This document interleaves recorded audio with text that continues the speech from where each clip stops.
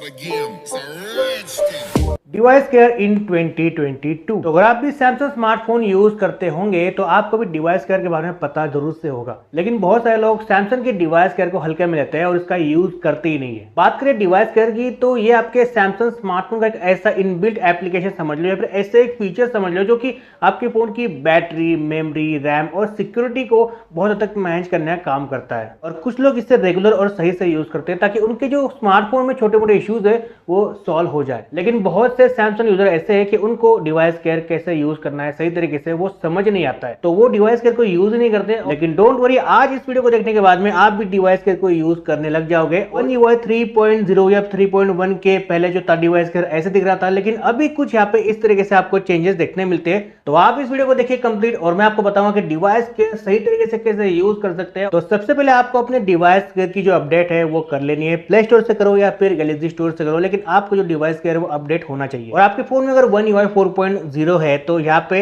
आपको जो device care है वो बिल्कुल अपडेट हो जाएगा, यानी कि उसका एक नया लुक आपके सामने पेश हो जाएगा और आपको यहाँ पे नए फीचर्स भी देखने मिल जाते हैं। अब मेरे पास में Samsung A52s 5G, तो मेरे फोन में है One UI 4.0 और यहाँ पे जो डिवाइस केयर है बिल्कुल चेंज हो चुका है पहले के मुकाबले में। अब यहाँ पे आपको नए डिवाइस केयर को कैसे यूज करना है, यानी कि 2022 के अंदर यहाँ पे One UI 4.0 के बाद में क्या क्या चेंजेस है मैं आपको बताऊंगा डिटेल में। तो सबसे पहले आपको क्या करना है कि अपडेट तो ले लेनी है, उसके बाद में आपको स्क्रीन के ऊपर बिल्कुल लॉन्ग प्रेस करना है और यहाँ पे आपको जाना है विजेट्स के अंदर और आप यहाँ पे नीचे स्क्रॉल करने के बाद में आपको देखने मिलता है डिवाइस केयर। यहाँ पे आपको देखने मिलते हैं 2 विजेट्स, तो आप यहाँ पे पहले या फिर दूसरे वाले किसी को भी यहाँ पे ऐड कर सकते हो और यहाँ पे ये ऐड हो चुका है। ओके, अगर आप देखो तो यहाँ पे स्टोरेज है, बाजू में मेमोरी है और यहाँ से आप इसको बूस्ट कर सकते हो। तो यहाँ पे इजी हो जाता है यहाँ पे ऑप्टिमाइज करना और आप इस विजेट को कस्टमाइज भी कर सकते हो। इसके ऊपर आपको लॉन्ग प्रेस करना है और यहाँ पे आपको जाना है सेटिंग में और आप यहाँ से इसका जो बैकग्राउंड है उसको व्हाइट, ब्लैक या फिर पूरे के पूरा ट्रांसपेरेंस भी कर सकते हो। आप देख सकते हो ये देखिए ट्रांसपेरेंट हो चुका है। तो अभी हम जाते हैं डिवाइस केयर के अंदर, टैप करते हैं विजेट्स को और यहाँ पे पहुंच गए डिवाइस केयर के अंदर।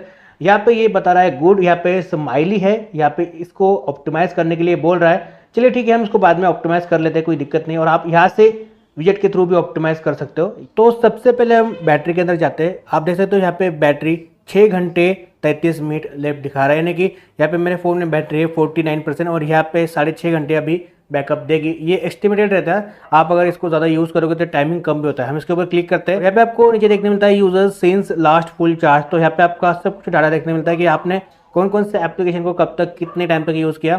स्क्रीन ऑन टाइम और स्क्रीन ऑफ टाइम भी यहाँ पे दोनों देखने आपको मिलते हैं। अगर आप देखो यहाँ पे तो 4 घंटे 9 मिनट का यहाँ पे यूज़ दिखा रहा है, लेकिन यहाँ पे स्क्रीन ऑन टाइम जो है वो 3 घंटे का है और जो स्क्रीन ऑफ टाइम जो है वो 27 मिनट का है। ओके, तो यहाँ पे लास्ट 7 डेज का डाटा भी आप देख सकते हो, 24 फरवरी, 23 फरवरी और यहाँ पे आपने कब कब फ़ोन को चार्ज किया। तो यहाँ पे जो ग्रीन आपको देखने मिल रहा है वहाँ पे आपने फ़ोन चार्जिंग को लगाया था और जो बैटरी यूज़ है वो यहाँ पे आपको ब्लू के अंदर देखने मिल रहा है।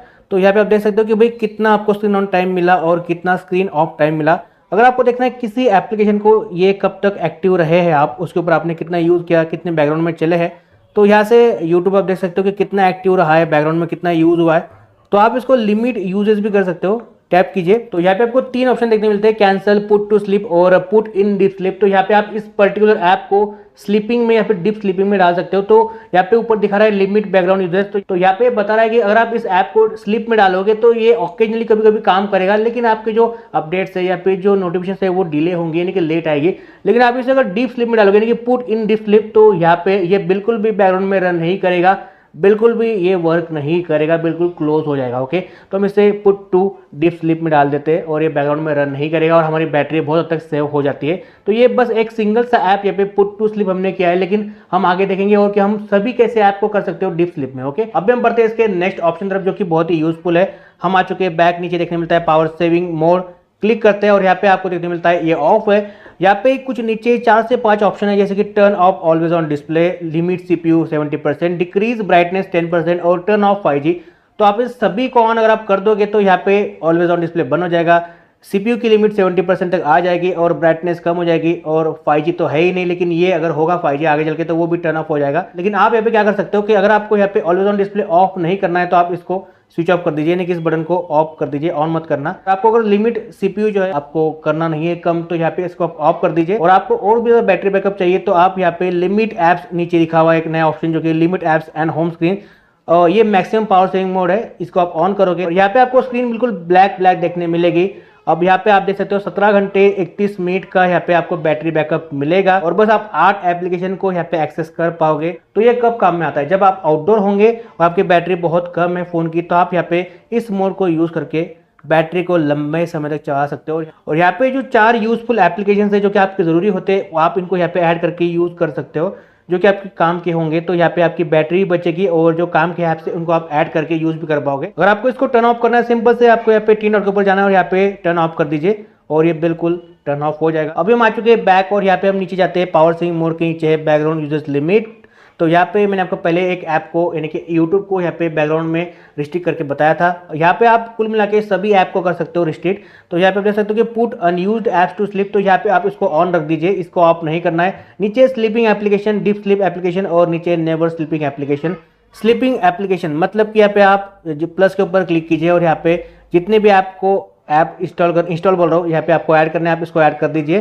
तो यहाँ पे होता क्या है कि ये सभी एप्लीकेशन यहाँ पे स्लीप हो चुके हैं, स्लीप में जा चुके हैं, सो चुके हैं गहरी नींद में। लेकिन यहाँ पे ये ऑकेजनली बीच बीच में यहाँ पे जागते रहेंगे, कुछ अपडेट्स है, कुछ भी यहाँ पे सिंक वगैरह जो ईमेल वगैरह आते हैं, जो भी कुछ है तो यहाँ पे आपको आएंगे नोटिफिकेशन वगैरह, लेकिन थोड़ी लेट आएगी। ओके, तो यहाँ पे ये काम करता है लेकिन थोड़ा इसको लेट करेंगे, यानी कि ये बैटरी बचाएगा लेकिन बीच बीच में काम करेगा। ओके, तो ये आपके काम का हो सकता है। लेकिन आपको लगता है कि भाई बिल्कुल डीप स्लीप करना है और ये एप्लीकेशन हम यूज़ करते ही नहीं है, तो यहाँ पे इसको बैकग्राउंड में रन करने नहीं देना है। ओके, तो यहाँ पे हम इसको बिल्कुल डिसेबल कर देंगे, यानी कि यहाँ पे डीप स्लीप में डाल देंगे, बिल्कुल गहरी गहरी नींद में।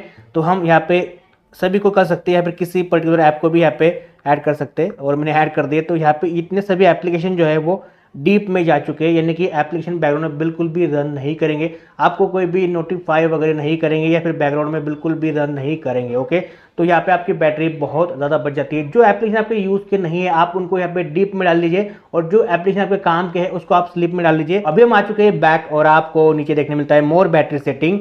यहाँ पे सबसे पहला ऑप्शन है अडेप्टिव बैटरी, आपको इसको ऑन ही रखना है। नीचे शो बैटरी परसेंटेज, यानी कि बैटरी कितनी परसेंटेज आपको दिखाएगा। नीचे शो चार्जिंग इन्फॉर्मेशन, चार्जिंग करते टाइम पे यहाँ पे कितना टाइम लेगी ये यहाँ पे एस्टिमेट टाइम आपको दिखाएगा स्क्रीन लॉक होने के बाद भी। नीचे फास्ट चार्जिंग, बहुत सारे लोग इसको ऑन नहीं करते और फिर यहाँ पे स्लो चार्जिंग होती है। और यहाँ पे अगर आपके फ़ोन में स्लो चार्जिंग का इशू भी आता है तो यहाँ पे इसको एक बार ऑफ कीजिए फिर से ऑन कीजिए, तो ये इशू सॉर्ट आउट हो जाते हैं। नीचे आते हो तो यहाँ पे आपको देखने मिलता है एक नया फीचर जो कि अभी अभी ऐड हुआ है डिवाइस केयर के अंदर One UI 4.0 के बाद में। बहुत ही कमाल का यूजफुल फीचर्स है प्रोटेक्ट बैटरी। आपकी बैटरी मैंने इसको पर्सनली यूज किया है, आप इसे ऑन करोगे तो बैटरी होती है 85% तक चार्ज, उसके बाद में डिस्कनेक्ट हो जाता है कनेक्शन। और यहाँ पे क्या होता है कि ये बता रही गई अगर आप इसको 80% चार्ज करोगे तो आपकी जो लाइफ स्पैन है बैटरी की बढ़ जाएगी। अगर आप यहाँ पे ऐसे बंदे हो जो कि बैटरी को बहुत ज़्यादा केयरिंग करना चाहते हो, यानी कि आपको अगर 3-4 साल फोन यूज़ करना है तो आपकी जो बैटरी की जो लाइफ है बढ़ जाएगी। क्योंकि क्या होता है एक साइकिल होता है चार्जिंग का, अगर वहाँ पे वो कंप्लीट हो जाता है तो यहाँ पे बैटरी की जो लाइफ होती है वो डिक्रीज हो जाती है 100% से 80%, 70%, 60%, और फिर बैटरी जो है खराब होने के बाद में आपको चेंज करना पड़ती है। तो यहाँ पे आपकी बैटरी लंबे समय तक बिल्कुल हेल्दी रहेगी। लेकिन आप अगर हेवी यूज़ करोगे तो यहाँ पे फिर 85% करोगे तो आपकी बैटरी जल्दी डिस्चार्ज भी होने वाली, क्योंकि आपको बैकअप उतना अच्छा नहीं मिलेगा। आप समझ लो बैकअप यहाँ पे कम मिलेगा लेकिन लाइफ स्पैन बढ़ जाएगा। अगर आपको यहाँ पे लाइफ स्पैन कम चाहिए लेकिन बैकअप अच्छा चाहिए तो आप यहाँ पे 95-100% जो भी कर सकते हो। आप शायद से समझ गए होंगे। लेकिन आपको अगर बैटरी लंबे समय तक चलानी है तो डेफिनेटली आप इसको यूज़ करके देख सकते हो, एक अच्छा फीचर्स है। लेकिन मेरे लिए तो ये काम का नहीं, क्योंकि मैं यहाँ पे हेवी यूज़ करता हूँ तो यहाँ पे मैं बिल्कुल 100% यूज़ करता हूँ, क्योंकि मुझे यहाँ पे बैकअप अच्छा चाहिए होगा। क्योंकि इसका बैकअप यानी कि सैमसंग का जो A52s 5G या फिर S20 FE वगैरह जो फ़ोन है इनका बैकअप ऑलरेडी कम ही है, तो आप यहाँ पे 100% चार्ज करोगे तो आपको बैकअप अच्छा मिलेगा। आपकी चॉइस है आपको क्या करना है, मैंने आपको बताया फीचर्स नया था। अभी हम आ चुके हैं बैक और यहाँ पे आपको देखने मिलता है स्टोरेज। यहाँ पे स्टोरेज में जाने के बाद में ये दिखाता है कि कितनी स्टोरेज आपके फ़ोन के अंदर ऑक्यूपाइड है, यानी कि यहाँ पे 128 GB की मेरी स्टोरेज है और यहाँ पे मैंने यहाँ पे यूज़ की 114 GB की स्टोरेज। यहाँ पे इमेजेस से वीडियोज़ है, आप क्लिक करोगे तो इमेजेस आ जाएगी और यहाँ पे आप जा करके इनको डिलीट भी कर सकते हो, शेयर भी कर सकते हो। ओके, तो यहाँ पे आपको एक्सेस देता है फुल्ली। नीचे आता है रिसाइकल बिन का ऑप्शन, यहाँ पे कौन से वीडियोस वगैरह या फिर कोई और डाटा रिसाइकल बिन के अंदर पड़ा हुआ है जिसको आपने डिलीट नहीं किया है तो आप इसको डिलीट करके मेमोरी को फ्री कर सकते हो। नीचे अनयूज्ड एप्लीकेशन, तो जो एप्लीकेशन आप यूज़ नहीं कर रहे हो यहाँ पे ये शो करेगा और आप इनको अनइंस्टॉल कर सकते हो। तो ये इतने एप्लीकेशन जो कि मैं बिल्कुल यूज़ नहीं कर रहा हूँ लंबे समय से, तो आप इनको अनइंस्टॉल करके मेमोरी को फ्री कर सकते हो। ओके, नीचे डुप्लीकेट फाइल्स, तो आप इनको चेक कीजिए और यहाँ पे डुप्लीकेट फाइल को बिल्कुल रिमूव कर दीजिए। लार्ज फाइल अगर आपके काम की नहीं होगी तो यहाँ पे आप इसको रिमूव कर दीजिए और आपके मेमोरी को, इंटरनल स्टोरेज को थोड़ा सा फ्री रखिए। हमेशा से मैं आपको एक एडवाइस दूंगा कि आप अगर अपने फ़ोन की मेमोरी को फ्री रखते हो तो आपका फ़ोन थोड़ा सा स्पीडी और फास्ट चलेगा, बिल्कुल यहाँ पे लैग फ्री चलेगा। आप कम से कम 30 GB तो कम से कम फ्री रखिए ही रखिए आपके फ़ोन की मेमोरी, और नहीं होगी तो आप ऐसे जो फालतू के ऐप्स है या फिर जो भी इमेजेस वगैरह उनको रिमूव कर दीजिए, या फिर कोई डुप्लीकेट फाइल्स है या फिर कोई अनयूज्ड एप्लीकेशन या फिर कुछ रिसाइकल बिन का डाटा है तो आप उसको यहाँ पे से देख करके बिल्कुल अनइंस्टॉल कर दीजिए, डिलीट कर दीजिए, ताकि आपके फ़ोन की मेमोरी फ्री रहे। नीचे आते हैं तो देखते हैं मेमोरी यानी कि आपके फ़ोन की रैम, और यहाँ पे आप देख सकते हो कि 3.4 GB ऑक्यूपाइड है रैम, और यहाँ पे टोटली 6 GB की रैम है। यहाँ पे रिजर्व रैम जो बता रहा है वो यहाँ पे 798 MB की दिखा रहा है, और यहाँ पे रैम प्लस का फीचर्स भी ऐड हो चुका है, वर्चुअल मेमोरी जो कि आपके इंटरनल स्टोरेज के अंदर से ली जाती है 4 GB की। नीचे बोल रहा है free up memory by stopping background applications, तो यहाँ पे हम इसको क्लीन करते हैं। यहाँ पे जो है नीचे बाजू एक्सक्लूडेड एप्लीकेशन, तो अगर आपको लगता है किसी ऐप को आपको इसके अंदर ऐड नहीं करना, उसको ऑप्टिमाइज नहीं करना, तो आप यहाँ पे उसको ऐड कर सकते हो, लेकिन हमें सभी को ऑप्टिमाइज करना है। इस तरह से क्लीन नाउ करेंगे तो यहाँ पे ये क्लीन हो जाएंगे बैकग्राउंड एप्लीकेशंस वगैरह जो भी है, तो यहाँ से आपकी जो रैम है वो फ्री हो जाएगी। और आप देख सकते हो कि यहाँ पे जो है 2.9 GB यहाँ पे फ्री हो चुकी है, तो आप ऐसे इसको ऑप्टिमाइज कर सकते हो, जो कि आपकी मेमोरी ऑप्टिमाइज हो जाती है, मेमोरी यानी कि रैम वगैरह, और आप इसको ऐसे होम स्क्रीन के ऊपर से भी ऑप्टिमाइज कर सकते हो। नीचे डिवाइस प्रोटेक्शन, तो यहाँ पे नो थ्रेड्स फाउंड दिखा रहा है, तो यहाँ पे पहले मैंने इसको ऑन किया, उसके बाद में इसको स्कैन किया। ये मैकअफी की तरफ से आपके फ़ोन के अंदर आता है, एक एंटीवायरस वगैरह इनबिल्ट है शायद से, आपके फ़ोन को स्कैन करेगा, और अगर आपके फ़ोन में कुछ ऐसे मालिशियस एप्लीकेशंस है तो उसको यहाँ पे दिखाएगा, और यहाँ पे आपके फ़ोन को बिल्कुल यहाँ पे स्कैन करेगा, तो आप इसको यूज़ कर सकते हैं। आपको लगता है कि आपके फ़ोन में कुछ मालवेयर वगैरह कुछ भी है तो ओके, तो यहाँ पे मैंने इसको यूज़ किया, और यहाँ पे कोई भी थ्रेड्स मेरे फ़ोन में नहीं दिखा रहा है। नीचे अल्ट्रा डाटा सेविंग, तो ये बिल्कुल भी यूज़फुल नहीं है, आप इसको यूज़ मत करना, कुछ काम का नहीं, इसलिए आपको मैं बता नहीं रहा। ओके, तो डिवाइस केयर के अंदर हमने यहाँ पे बैटरी, स्टोरेज, मेमोरी और डिवाइस प्रोटेक्शन को कवर कर लिया। यहाँ पे हम देखते हैं 3 डॉट को क्लिक करने के बाद में राइट साइड में कुछ और भी ऑप्शन है। यहाँ पे आप देख सकते हो यहाँ पे ऑटोमेशन ये काम का है, तो आप इसको क्लिक कीजिए और आपको देखने मिलता है daily optimise now, okay, auto optimise, okay, तो आप इसको ऑन कीजिए, और यहाँ पे इसको क्लिक करने के बाद में यहाँ पे जो है आपको टाइम सेलेक्ट करना है, किसी एक टाइम के ऊपर आप सिलेक्ट कर लीजिए, और आप यहाँ पे उस टाइम पे ये डेली ऑप्टिमाइज होगा। और नीचे बाजू जो है वो close apps to free up memory, आप इसको भी ऑन कीजिए, ताकि आपको ये बैकग्राउंड में जो भी अनवांटेड मेमोरी, कैश मेमोरी जो भी होती है, जो भी आपके फ़ोन के अंदर ऑप्टिमाइजेशन का इशू होता है, वो यहाँ पे क्लियर कर देगा, और आपका फ़ोन ऑप्टिमाइज करेगा दिन में से एक बार इस टाइम के ऊपर। आप अपने हिसाब से टाइम चूज कर सकते हो, ओके। इससे आपका फ़ोन जो है वो बहुत लंबे समय तक लैग और हैंग फ्री चलेगा। आप इसको जोर से ऑन कीजिएगा। बाद में है auto restart at set times, तो इसको भी आपको ऑन करके रखना है अगर ये ऑन नहीं होगा तो, ओके। तो यहाँ पे आप किसी भी एक बार को सिलेक्ट कीजिए और अपने हिसाब से टाइम को सिलेक्ट कर लीजिए।